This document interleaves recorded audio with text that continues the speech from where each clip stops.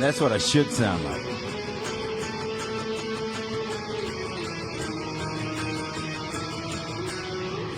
Yeah, that's the way it's supposed to sound. Yeah. And Because then with the delay and the reverb, everything starts overlapping. you're right. And because we're in a diatonic key, luckily they all work together. Yeah, you know, if we were suddenly moving over some weird changes, we don't want it all to overlap together. But when we get those great notes at the end, Right.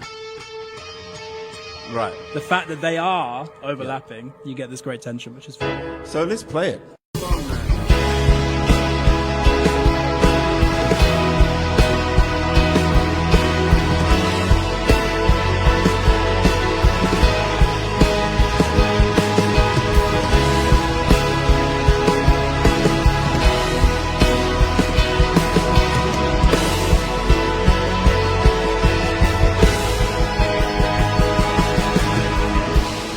Nice.